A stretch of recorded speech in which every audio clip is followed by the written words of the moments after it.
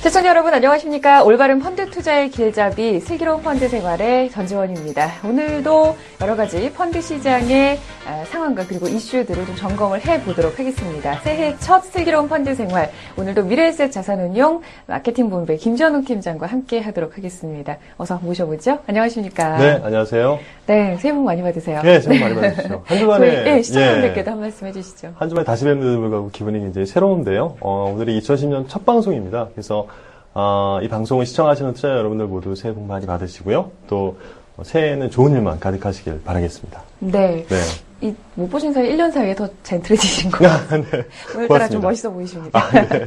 네. 자, 오늘 펀드와 관련해서 이 새해 첫 시간인데 어떤 내용 소개해 주실 건가요? 네, 아무래도 투자자분들 입장에서는 새해 복 많이 받으시라는 얘기보다 올해 돈 많이 버시라는 얘기가 더 아마 가슴에 와닿으실 것 같은데요. 네. 오늘이 2010년 첫 방송이니만큼 오늘은 2010년 투자자분들께서 펀드에 투자하실 때 꼭 명심하셔야 될 5가지 원칙, 펀드 투자 5개명에 대해서 한번 짚어보는 시간을 갖도록 하겠습니다. 네. 펀드 투자 5개명 하니까 귀에 확 와서 꽂히는데. 네. 네. 자세한 내용이 궁금한데, 일단 그러면 1개명부터 한번 설명을 들어볼까요? 어떤 내용인가요? 네. 첫 번째는, 올해 2010년은 리밸런싱이 꼭 필요한 해다라는 말씀을 첫 번째 개명으로 드리고 싶습니다. 네. 그래서, 2009년 모든 유형의 펀드가 2007년과 마찬가지로 굉장히 높은 수익을 냈었죠. 그래서 화면으로 보시면 나오고 있습니다만, 전 세계 주식시장에 골고루 투자하는 펀드든 아니면, 특정 국가에 투자하는 이러한 남미에 투자하는 펀드든 또는 아시아 쪽에 투자하는 펀드든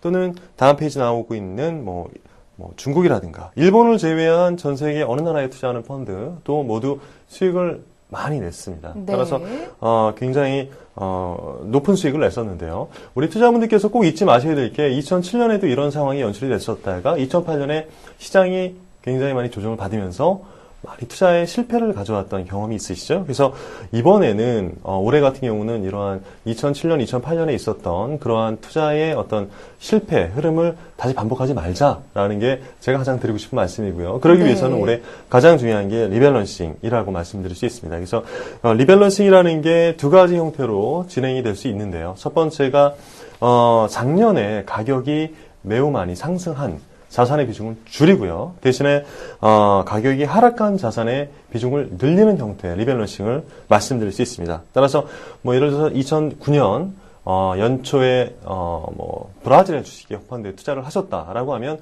작년 한 해 동안 이 브라질 주식형 펀드가 보시면 나와 있듯이 117%의 높은 수익을 냈거든요. 따라서 네, 굉장히 높은 수익률이죠. 네, 맞습니다. 그래서 2009년 한 해가 지나고 나서 이제 2010년 연초인데요. 이런 굉장히 많이 상승한 주식 이 펀드의 비중을 좀 줄이는 대신에 예를 들어서 좀 덜 올라 있는 주식, 중국 주식은 상대적으로 좀 덜 올랐는데요. 이런 펀드의 비중을 상대적으로 좀 늘린다든가 이러한 방법을 말씀을 드릴 수 있습니다. 따라서 이 방법은 리밸런싱이라는 그런 개념의 어떤 원천적인 그런 원칙적인 그런 개념이다라고 말씀드릴 수 있습니다. 그래서 가격이 많이 상승한 자산의 비중을 줄이는 대신에 가격이 많이 하락한 자산의 비중을 늘리는 방법을 첫 번째로 권고해드리고 싶고요. 네. 이 방법은 일반적으로 가격이 정상화된다라는 이 투자 자산의 이 기본적인 성질이 있습니다. 그래서 이 가격 정상화라는 데 초점을 맞춰서 굉장히 안정적으로 수익률을 지켜나갈 수 있는 전략이라고 말씀을 드릴 수 있습니다.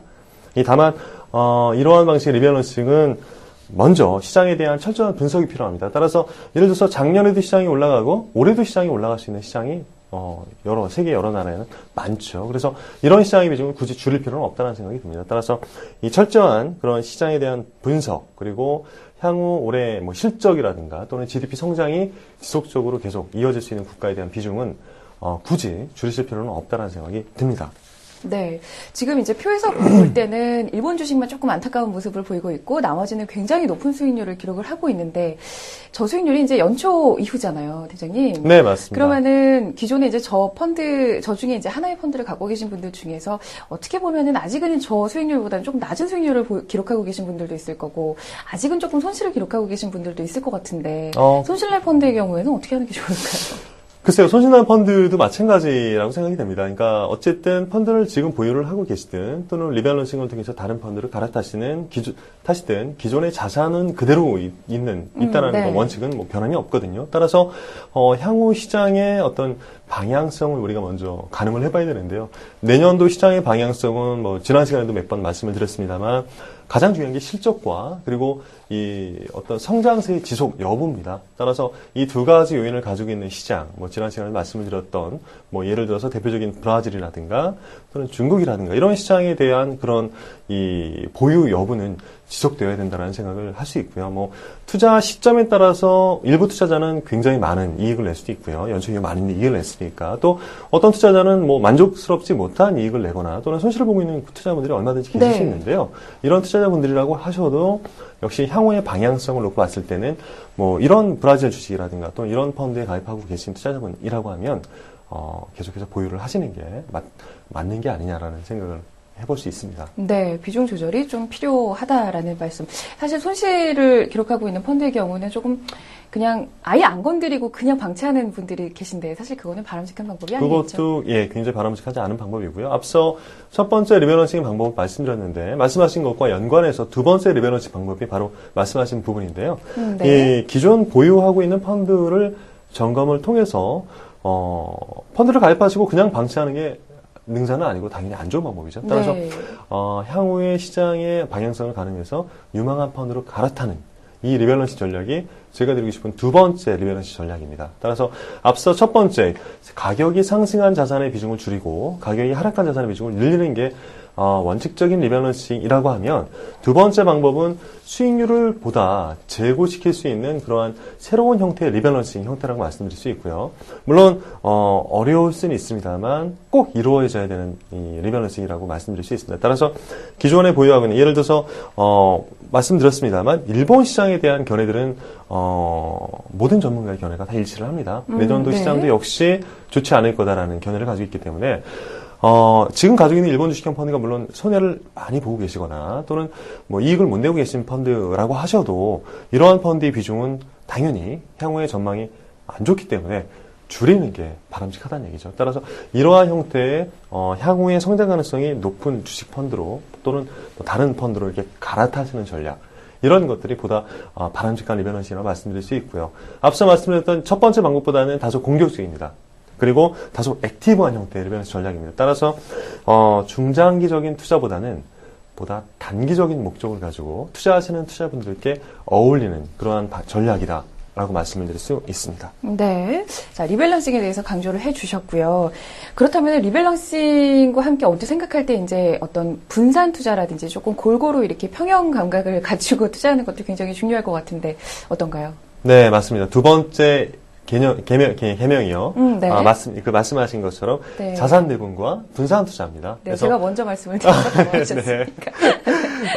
굉장히 분산 투자라는 게 뭐 펀드에 가입하시러 이제 방문을 하시면 항상 들으시는 말씀이 분산 투자, 네, 자산 그렇죠. 배분이죠.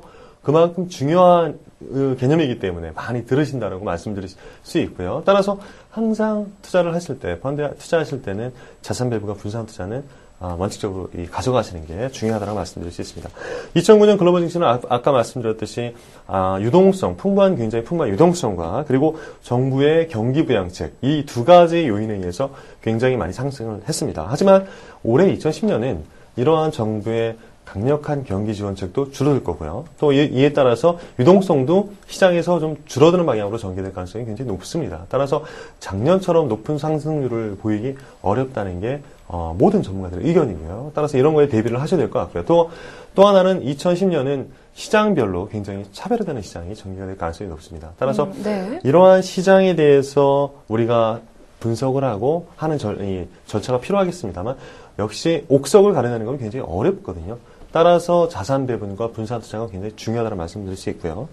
국가 간 경제 상호 보완 작용을 하는 그런 국가들의 분산해서 투자하는 것이 가장 중요합니다. 지금 화면을 통해서 보시면요. 이 좌측에 있는 이 위로 올라가는 축이 기대 수익률